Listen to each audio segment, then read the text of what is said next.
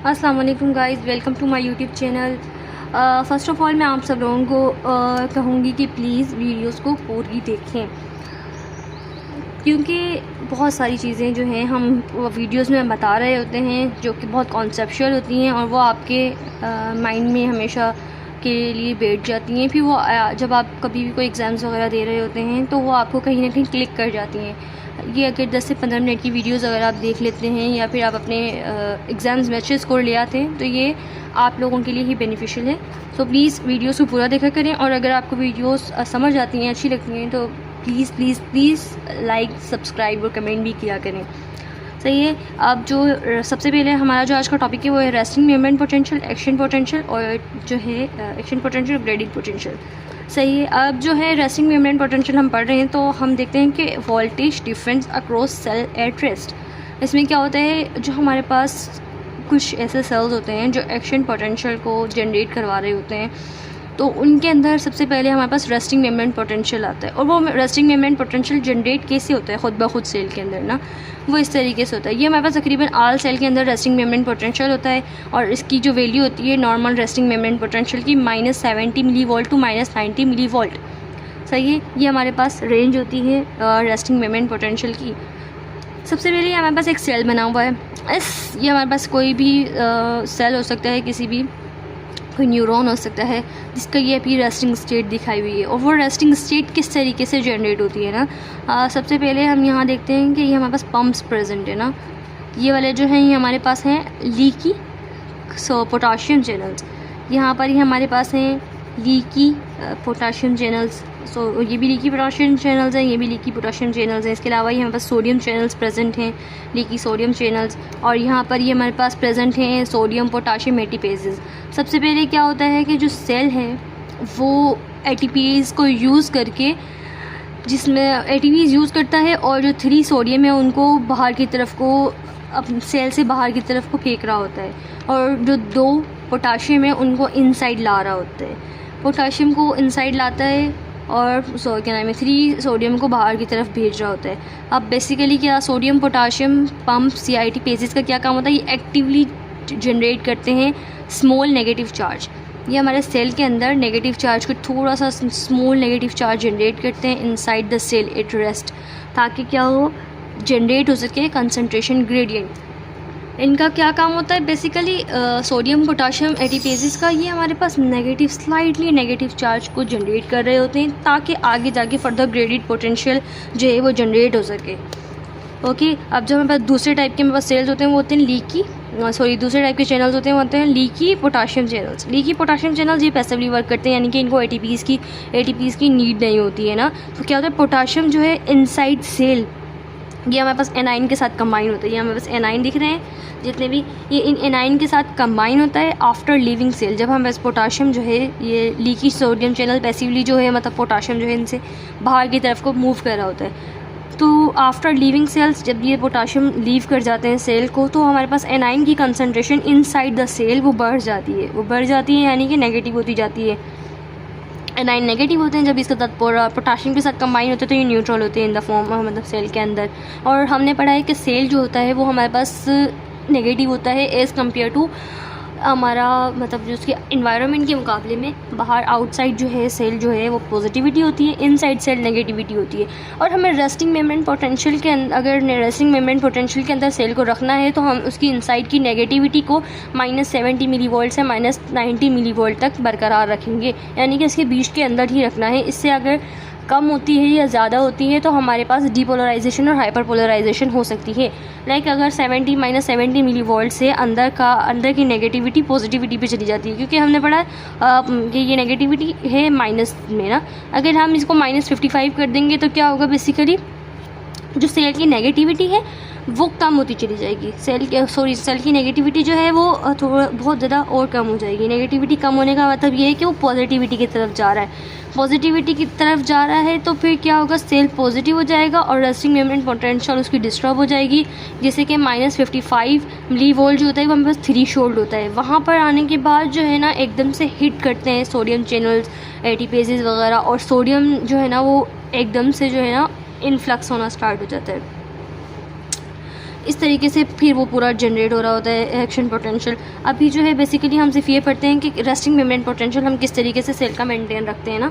Cell जो है अपना रेस्टिंग मेम्ब्रेन पोटेंशियल कैसे मेंटेन रखता है, पहले जो है स्टार्टिंग में कुछ अमाउंट ऑफ थोड़ी सी इलेक्ट्रिक चार्ज जो है वो इनसाइड नेगेटिविटी को जनरेट करवाई जाती है। कौन करवाते हैं, वो सोडियम पोटाशियम एटीपेसेस जो है थोड़ी सी इनसाइड नेगेटिविटी को जनरेट करवा रहे होते हैं। और वो कैसे करवाते हैं कि थोड़ा सोडियम को बाहर की तरफ को मूव करवाते हैं और 2 पोटाशियम इनसाइड मूव करवा रहे होते हैं। और दूसरा क्या होता है, लीकी चैनल्स होते हैं। लीकी चैनल्स क्या होते हैं, ये पैसिवली यानी कि विथआउट एटीपीज बहुत सारा जो पोटाशियम है उसको बाहर की तरफ मूव करवा रहे होते हैं और जो एनाइन्स होते हैं वो इनसाइड रह जाते हैं। एनाइन नेगेटिव होते हैं तो ये सेल को नेगेटिव कर रहे होते हैं इनसाइड और become more negative up to -90 millivolt. और इस तरीके से ये -90 मिलीवोल्ट तक जो है एनाइन नेगेटिव रहता है सेल।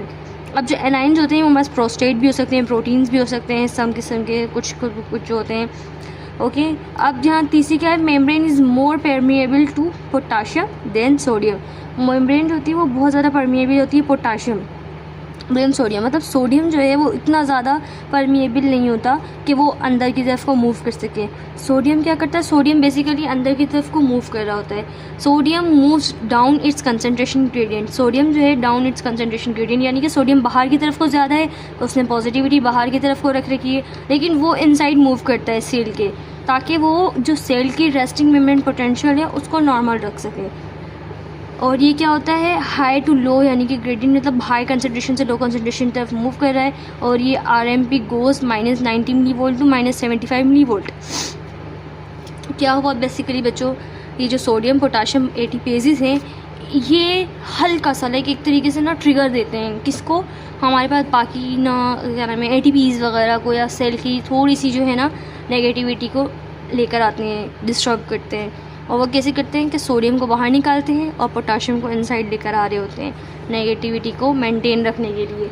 और फिर क्या होता है, फिर जो सोडियम लीकेज चैनल्स हैं ये एकदम से जो है ना ओपन होते हैं और सोडियम को बाहर निकालना पोटाशियम को बाहर निकालना स्टार्ट कर देते हैं। पोटाशियम बहुत ज़्यादा अमाउंट में बाहर जाना स्टार्ट हो जाता है। अंदर जो एनाइन है वो हमारे पास नेगेटिव्स होते हैं, इसके अलावा जो प्रोटीन्स वगैरह होते हैं, फॉस्फेट वगैरह होते हैं, वो भी हमारे पास नेगेटिव होते हैं। तो इनसाइड नेगेटिविटी को इंक्रीज़ कर रहे होते हैं, तो वो हमारे पास नॉर्मली -90 -70 के करीब रहती है। और फिर ये जो -90 तक पहुँचा देते हैं कौन, पोटाशियम, तो इसको -90 की हमारे पास हाइपर पोलराइजेशन स्टेट हो जाती है ना।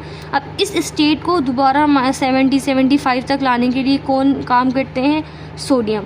सोडियम जो है ये चैनल भी हमारे पास लीकी चैनल्स होते हैं, लेकिन ये क्या करते हैं, ये क्या नाम है कंसनट्रेशन ग्रेडियंट के अगेंस्ट काम करते हैं। हायर बाहर होते हैं, सेल के बाहर हायर अमाउंट में प्रेजेंट है और ये इनसाइड को मूव करेंगे। इनसाइड इसलिए मूव कर रहे हैं ताकि ये हाइपर पोलराइजेशन को प्रिवेंट कर सकें और हाइपर पोलराइजेशन से रेस्टिंग मेम्ब्रेन पोटेंशियल तक सेल को ला सकें।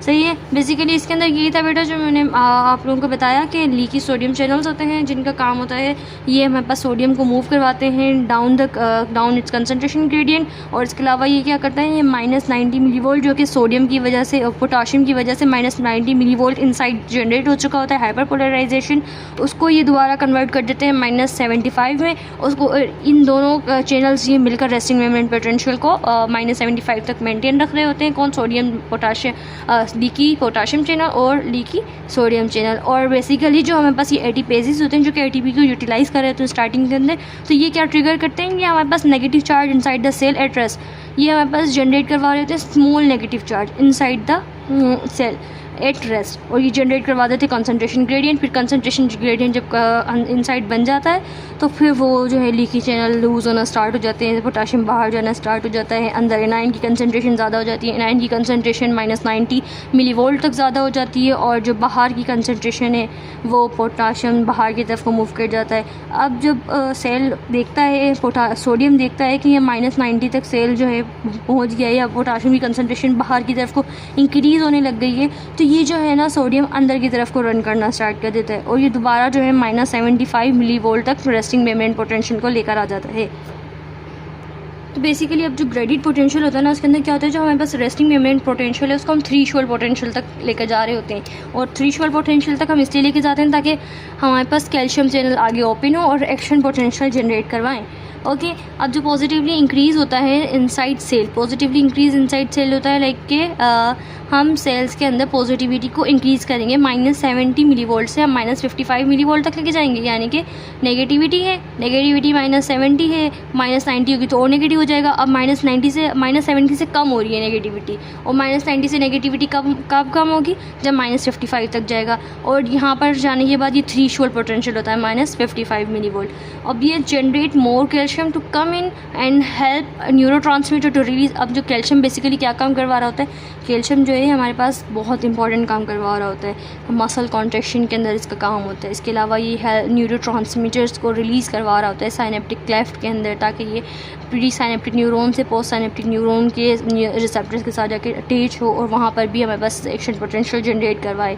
अब जो हमारे पास गाबा होता है ये हमारे पास इनहिबिटरी न्यूरोट्रांसमीटर होता है, because it's open calcium channel. ये हमारे पास जो है क्लोराइड, बल्कि गाबा जो है हमारे पास क्लोराइड चैनल को ओपन कर देता है। और क्लोराइड चैनल क्या करवाते हैं, ये हमारे पास क्लोराइड चैनल जो है ये इनसाइड सेल जो है, chloride comes inside cell, chloride अंदर आना स्टार्ट कर देता है। जब क्लोराइड चैनल ओपन होगा, क्लोराइड अंदर आएगा तो पोटाशियम लीव द सेल, और जो पोटाशियम है लीव कर रहा होगा सेल को। दो anion which are binds to potassium, जो एनाइंस पोटाशियम के साथ बाइंड्स थे नेगेटिविटी को मेंटेन रखने के लिए, अब वो क्या करेंगे, वो जो है वो मोर नेगेटिव हो गए, लेकिन वो जो है ना वो उसके साथ कंबाइन होना स्टार्ट कर देंगे, किसके साथ, क्लोराइड के साथ।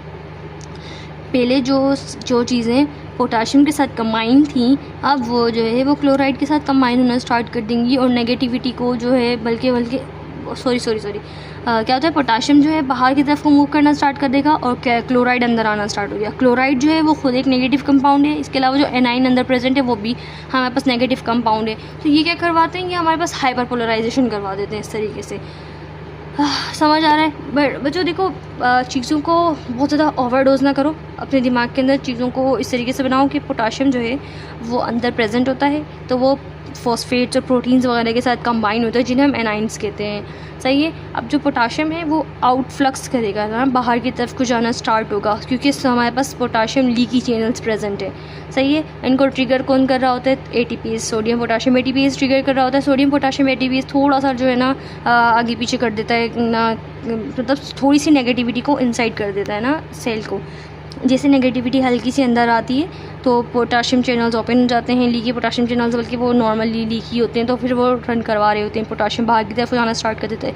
पोटाशियम सेल से बाहर जाता जाएगा, नेगेटिविटी बढ़ती जाएगी, नेगेटिविटी ऐसे बढ़ती जाएगी। पोटाशियम जिनके साथ कंबाइन होता है ना वो सारे नेगेटिव आइंस होते हैं। पोटाशियम बाहर जा रहा है तो नेगेटिव आइंस खाली हो गए, नेगेटिव आइंस खाली हो गए, इनसाइड सेल नेगेटिविटी बढ़ गई। अब जो है गाबा क्या करवा रहा होता है, गाबा ये करवा रहा होता है बेसिकली कि जो पोटाशियम है हमारे पास, इन पोटाशियम को बाहर की तरफ निकलवा रहा होता है और कैल्शियम चैनल्स को ओपन कर देता है। कैल्शियम चैनल्स ओपन हो जाते हैं तो कैल्शियम अंदर आना स्टार्ट हो जाते हैं। कैल्शियम जब बहुत ज़्यादा अंदर आता है तो कैल्शियम खुद एक नेगेटिव है, अंदर एनाइन प्रेजेंट है जो कि हमारे पास फॉस्फेट और प्रोटीन्स है, और खुद जो है कैल्शियम भी अंदर आना स्टार्ट हो गया, तो ये एनाइन हो गए। अब जो रेस्टिंग मेम्ब्रेन पोटेंशियल है वो -70 मिलीवोल्ट से या -75 मिलीवोल्ट से कहाँ तक पहुँच गया, -90 मिलीवोल्ट। तो ये हाइपर पोलराइजेशन हो गई। ग्रेडिड पोटेंशियल यही होता है ना कि हम जो है या थ्रेशोल्ड पर लेकर जा रहे हैं, यानी कि हम इनसाइड सेल को पॉजिटिव कर रहे हैं या फिर सेल को नेगेटिव कर रहे हैं। अगर हम सेल को नेगेटिव करेंगे तो हाइपर पोलराइजेशन हो जाएगी, अगर इनसाइड सेल को हम पॉजिटिव करेंगे यानी कि हम रेस्टिंग मेम्ब्रेन पोटेंशियल से थ्रेशोल्ड तक लेके जाएंगे, तो वो हमारे पास क्या हो जाएगा, हमारे पास हो जाएगा वो थ्रेशोल्ड पोटेंशियल और ग्रेडिड पोटेंशियल। ग्रेडिड पोटेंशियल में बेसिकली दोनों चीज़ें आ जाती हैं कि हम रेस्टिंग मेम्ब्रेन पोटेंशियल को थ्रेशोल्ड तक लेके जाएं या रेस्टिंग मेम्ब्रेन पोटेंशियल को हाइपर पोलराइज कर दें बाय क्या, कैल्शियम चैनल ओपनिंग। ओके। अब जो है एक्शन पोटेंशियल ना, अब एक्शन पोटेंशियल की बारी आ जाती है। एक्शन पोटेंशियल में क्या होता है, ये जो थ्रेशोल्ड हमारी बॉडी में, सेल की बॉडी में जनरेट हुआ, ये क्या करता है, ये मूव्स करता है एक्सोन्स की तरफ। क्या, -55 मिलीवोल्ट, -55 मिलीवोल्ट जो है ये आगे की तरफ को रन करेगा, और जो है इसी तरीके से -50 जैसे भी -55 मिलीवोल्ट होगा ना, बहुत सारे सोडियम चैनल जो है ना वो ओपन हो जाएंगे, बहुत सारे सोडियम चैनल्स ओपन हो जाएंगे और क्या करेंगे, सोडियम को इन्फ्लक्स कर देंगे। सोडियम इन्फ्लक्स होता जाएगा, पॉजिटिविटी बढ़ती जाएगी, अंदर पॉजिटिविटी बढ़ती जाएगी। -55 से कहाँ तक पहुँच गई, -30 मिलीवोल्ट तक। अब -30 मिलीवोल्ट क्या है, -34 मिलीवोल्ट जो है वो ट्रिगर है। किसको ट्रिगर करेगा, कैल्शियम को चैनल्स को, कैल्शियम चैनल्स ट्रिगर होंगे। कैल्शियम चैनल्स जो हैं ट्रिगर होने के बाद बहुत सारे कैल्शियम को अंदर की तरफ को बुलाएंगे कि आ जाओ कैल्शियम अंदर आ जाओ, सेल के अंदर आ जाओ। कैल्शियम अंदर आएगा सेल के अंदर, अंदर आने के बाद क्या करेगा वो ना हमारे पास जो न्यूरोट्रांसमीटर्स हैं उनके साथ बाइंड होगा। इसके अलावा बहुत सारे अगर मसल सेल्स के अंदर प्रेजेंट है तो वो हमारे पास कॉन्ट्रैक्शन करवा रहा होगा।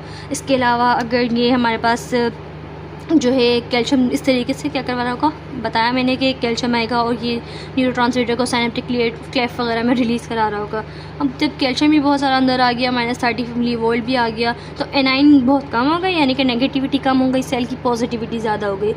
ये -30 मिलीवोल्ट जो है ना, ये एक और चीज़ का ट्रिगर होता है, जिसे मैंने बताया -30 मिलीवोल्ट किसका ट्रिगर है, कैल्शियम का। इसी तरीके से ये एक और चीज़ को ट्रिगर करता है, किसको ये ट्रिगर कर रहा होता है, पोटाशियम चैनल्स को, पोटाशियम जो हमारे पास अंदर प्रेजेंट होता है वो सारा का सारा दोबारा बाहर जाना स्टार्ट हो जाता है। और इसी तरीके से बल्कि पोटाशियम के साथ कुछ और चैनल्स भी होते हैं ना जो ओपन होते हैं। फिर हमारे पास जो सोडियम और पोटाशियम चैनल्स हैं वो एक्टिवेट होते हैं। कौन से? Sodium potassium एटीपेजेस।